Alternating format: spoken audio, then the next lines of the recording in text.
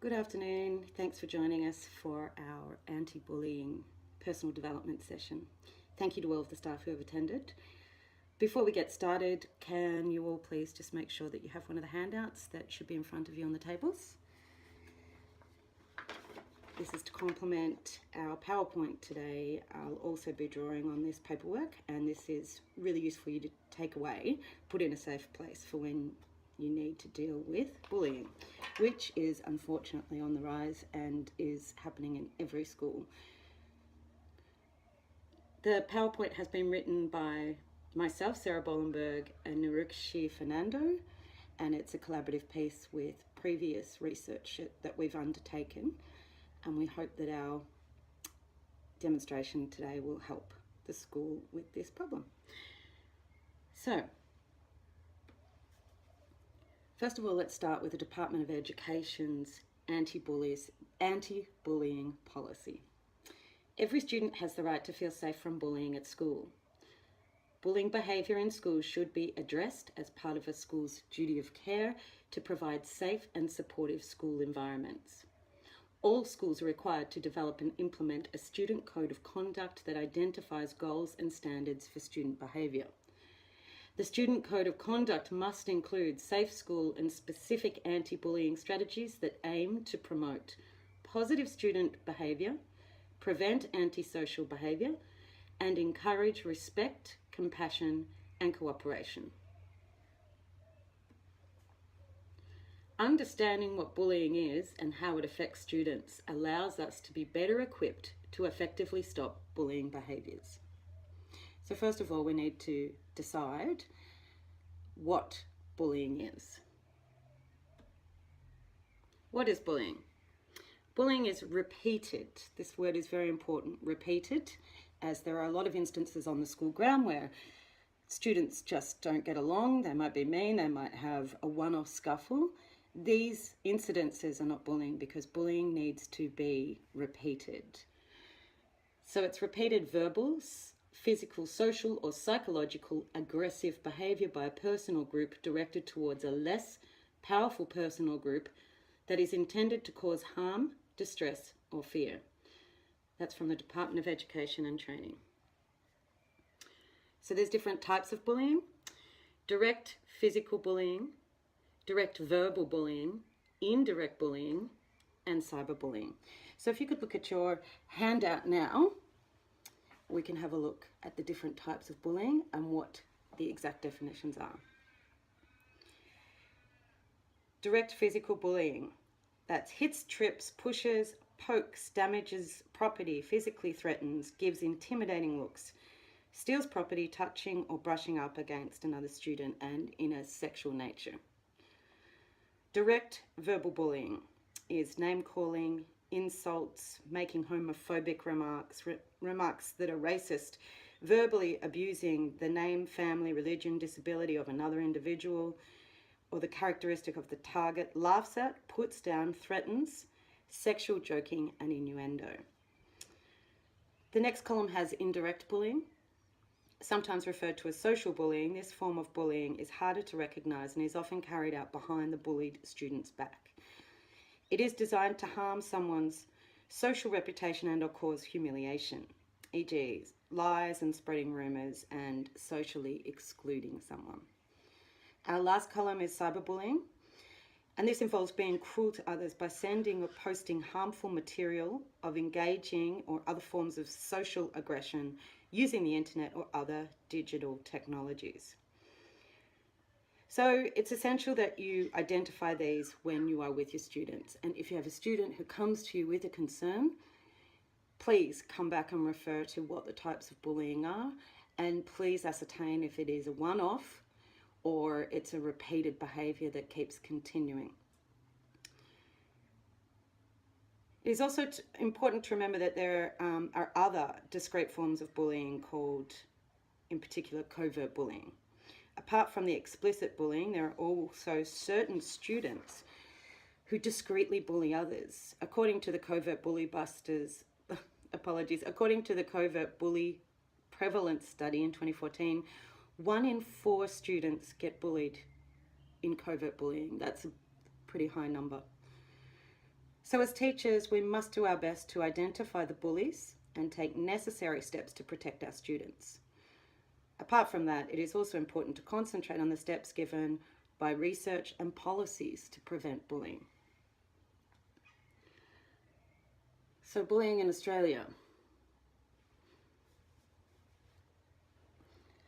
It's becoming quite important to really deal with this issue because the long-term effects are disastrous and impact both the bully and the victim and the onlookers. Here's some figures about bullying in Australia.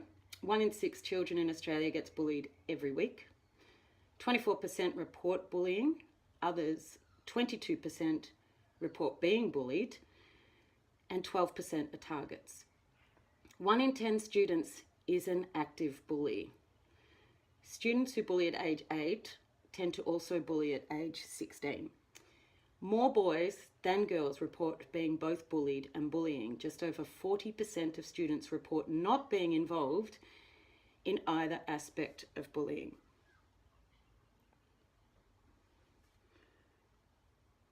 Covert bullying. We discussed covert bullying and it's on your handout in page 1 and 2. Now we'll move on to the research of the effects of bullying. Bullying creates low self-esteem, loss of confidence, and loss of security. Depression, anxiety, and alienation. Reduced academic performance, apprehension, and loneliness leading to child and adolescent suicide. The impact on adult life, there is a tendency to be criminals, that's in the bullies. Mental disorders associated with self-harm, suicidal behaviour and suicide, and physical symptoms such as insomnia, headaches and stomach cramps, bedwetting and fatigue. There really are some awful effects of bullying. There's a real life story here that we wanted you to watch.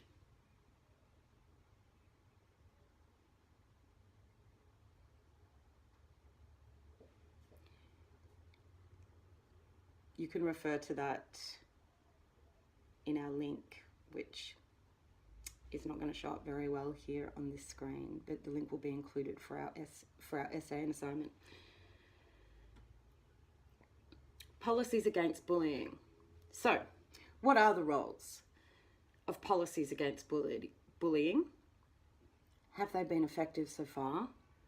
And what aspects of the policies are you aware of?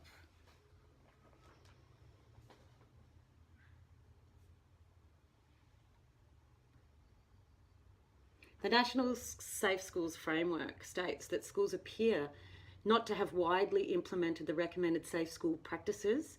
Teachers appear to need more training to address bullying, especially covert bullying, and bullying prevalence among students seems relatively unchanged. So we've all had a chat about how we feel that the bullying policies are standing at the school now and how powerful or powerless we feel. So let's look at how other schools handle the issue.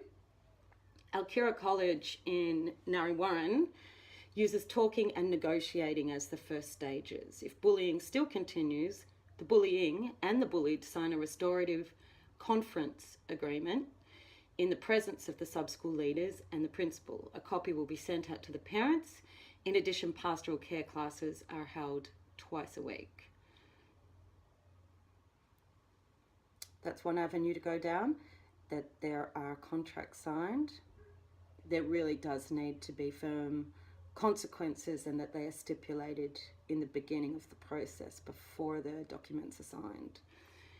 Warringah Park School, which is a specialist school for students with intellectual disability,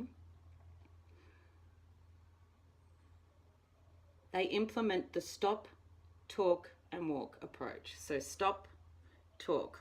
I don't like that. Walk. Make the decision to walk away.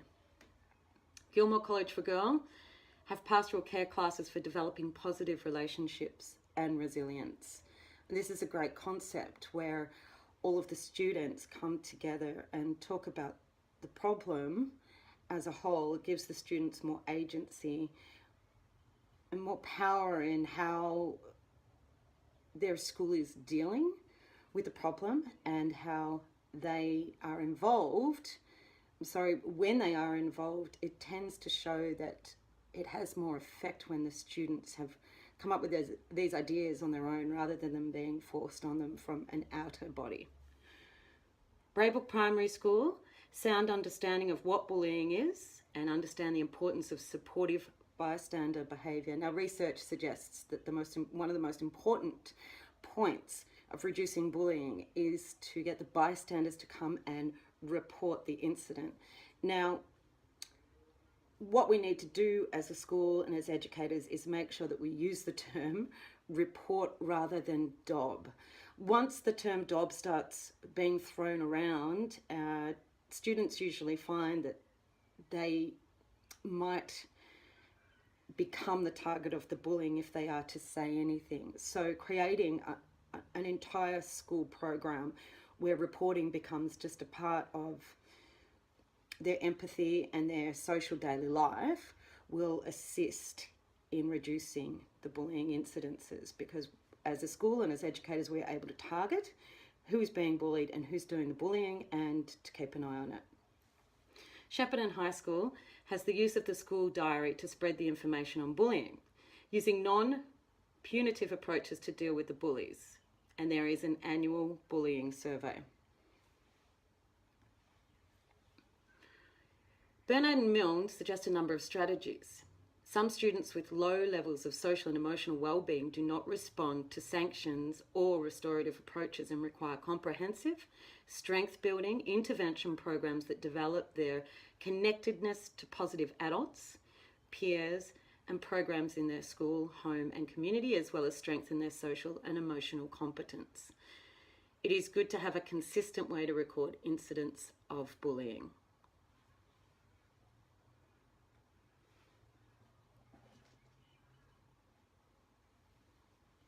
There are different levels of response to students who bully. Teachers are equipped with a range of communication and intervention practices that can work to stop students from bullying.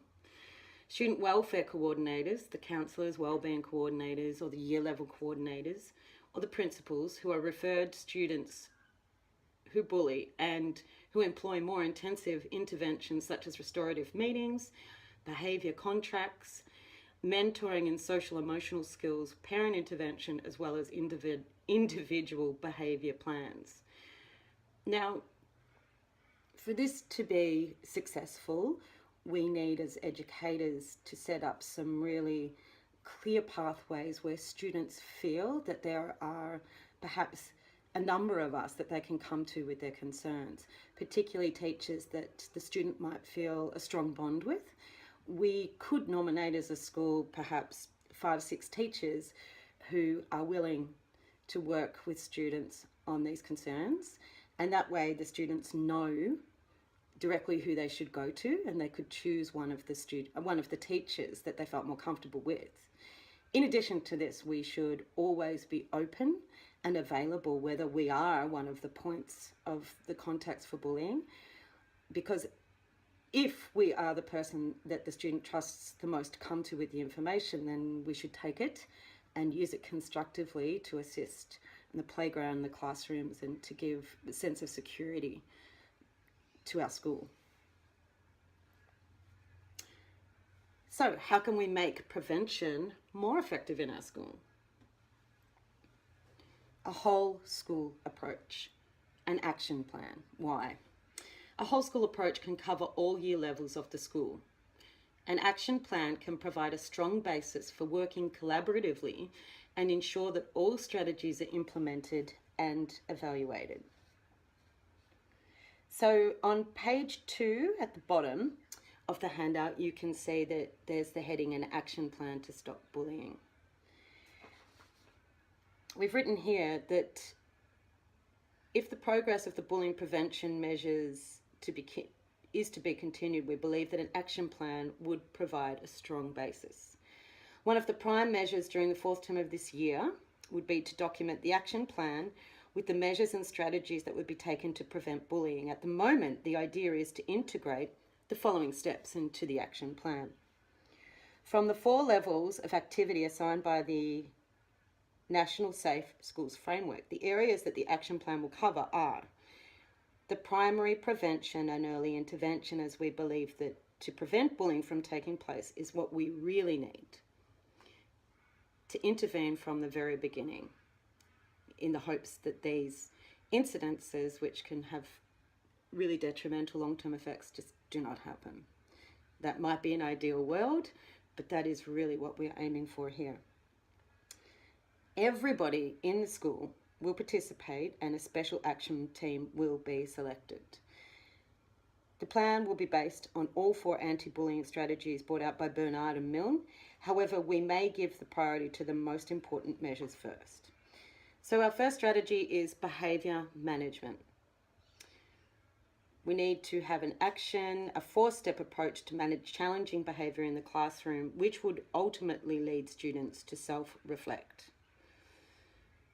Secondly, there's a socio-cultural approach. Conduct pastoral care classes, special programs in drama, dance, music and art for bullying prevention, and create a safe school via creating a school culture to stop bullying. As the drama teacher, I have devised a unit that is an anti-bullying unit, drawing on the resources of Freire and Boal in social justice. I will be implementing those from year 7 to 9 in the hopes that this restorative kind of theatre work can make students reflect on their own behaviour and what bullying is and what they can do to step in to stop any bullying.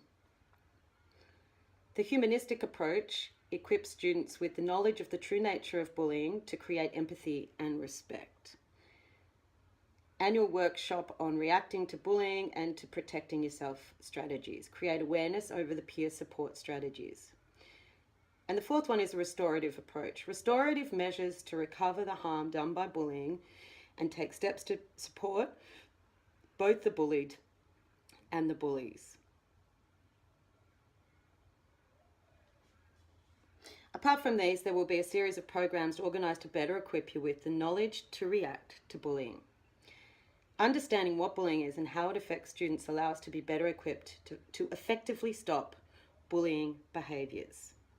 So in our action plan, we would also like to include an annual workshop for students, a poster competition that's individual about bullying that can be placed all around the school to raise awareness, a drama competition it's collaborative work in a group, which can also stem from the stimulus that I give them on the Freire and Boal workshops.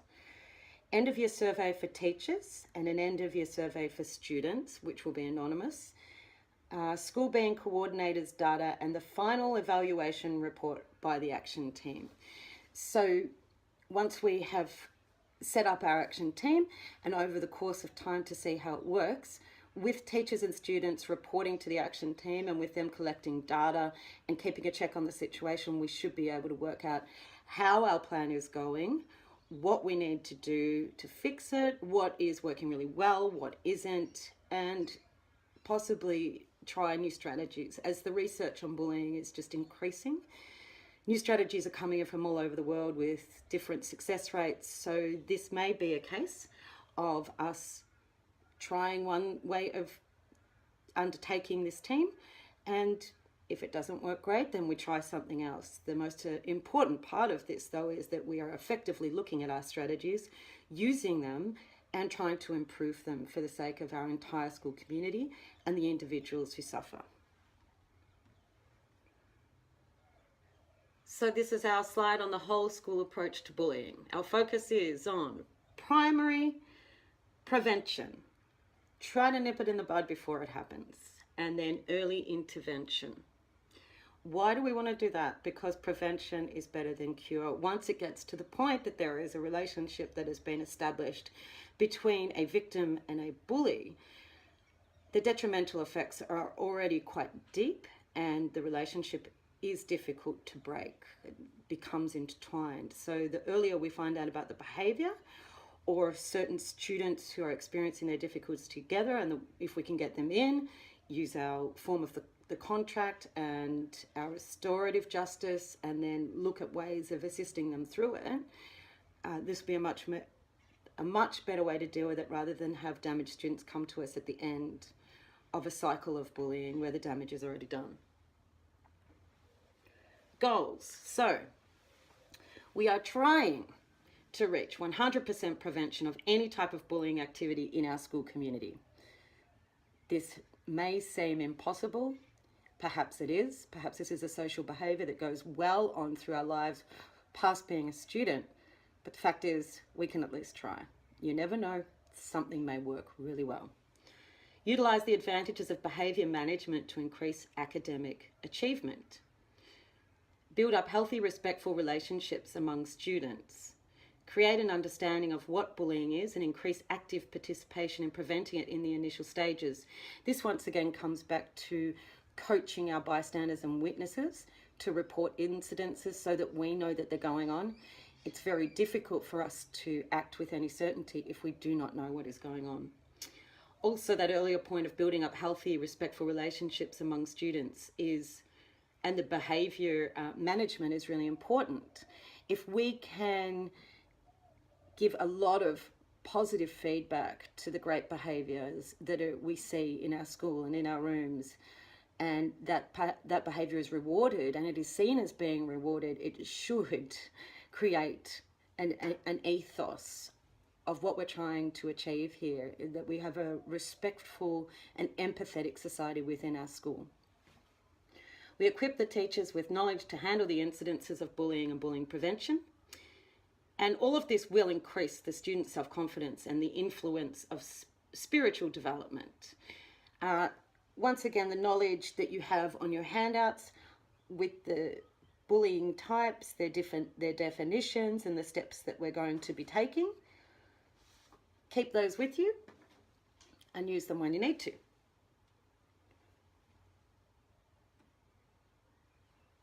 Who would it involve? A whole school approach against bullying would have the action team, which we need to decide on. We need to decide on the leaders and the people that the students can go to. We then have the year level coordinators. We have the teachers and the students. So the students then can see the teachers that they need to talk to. These concerns can be taken to the year level coordinators, who can then sit down with the action team. The action team will be selected at the beginning of the year after discussion. I would suggest that each teacher who takes on this role carries it out for a year, and then perhaps that extra responsibility can then be transferred to someone else. For some educators, this may seem, I'm quite passionate about this, so this is an addition to my workload that I don't mind having. Other teachers may find that with their cycle of being in the action team that it's too much work for them, it's too difficult. So I believe that if we give everyone the option of changing out after a year, this will keep the load spread among everyone equally. The action plan will be implemented from January to December for 1 year. Time is the challenge, so we need to be careful how we manage the time. Basis will be the behaviour management, socio-cultural approach, the humanistic approach and the restorative approach. All of that is in your handout on page 3, so keep that with you. The behaviour management strategies. So there's a proper way of controlling challenging behaviour which would largely contribute to stop bullying. Alkira Secondary College uses a 4-step approach for challenging behaviour which ultimately leads the students to self-reflect. So step 1, move away from where you were sitting. Step 2, talk to yourself. Why is my behaviour challenging? Step 3, sit with the sub-school teacher and try to concentrate. And step 4, detention. So we've got a 4-tiered approach going there, but they are definite steps that happen when behaviour is challenging, out of control, and the student is not making any attempt to change the behaviour. Then the consequences will escalate. The socio-cultural approach. Conduct pastoral care classes every week. In this sense, we can draw on moralistic stories, discussions within classes, give the students agency on what they would like to discuss and how we can come to conclusions and what proper respectful behaviour would be.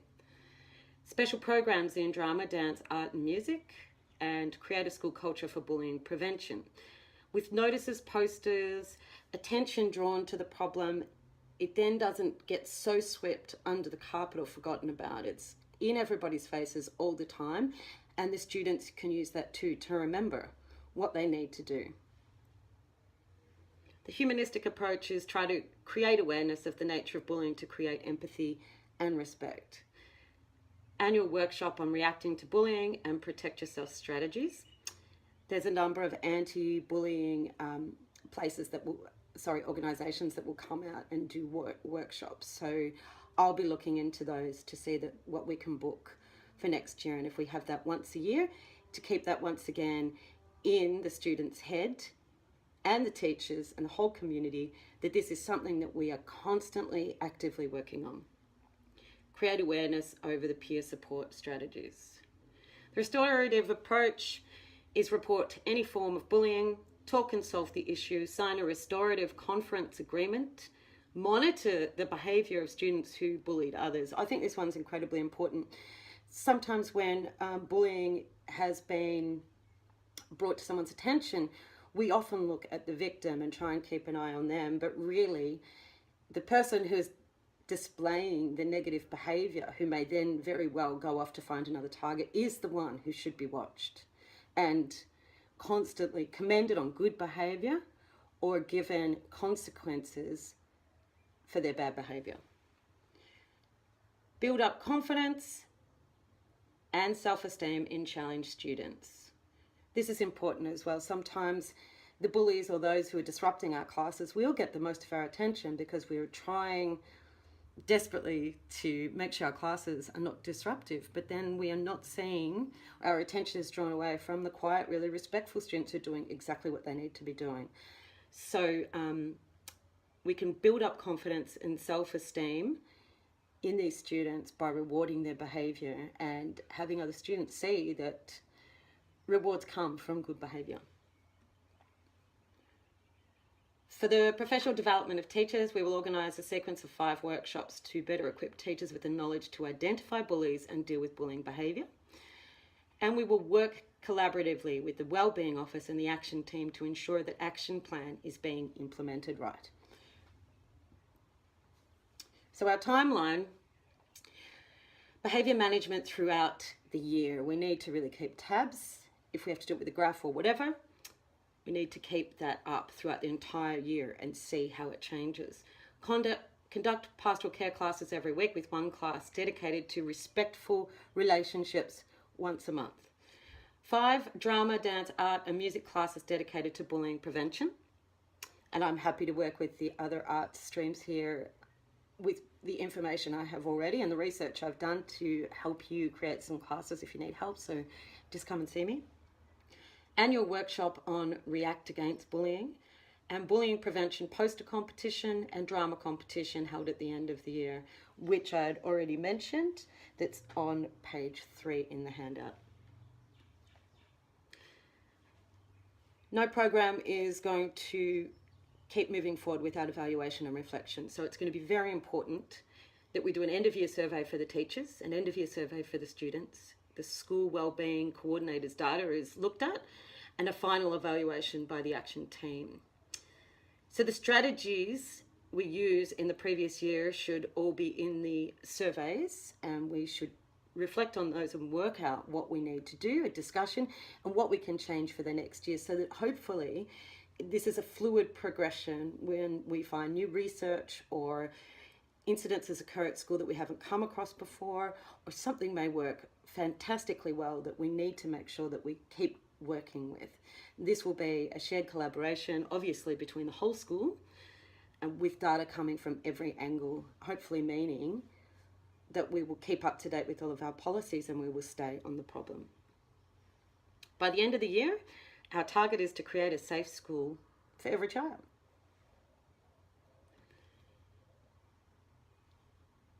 This is one of the posters that we like: stay strong and stop bullying. That's the end of our presentation. Thank you so much for coming. As mentioned, take your handout with you. We also have the references here that's been drawn from our research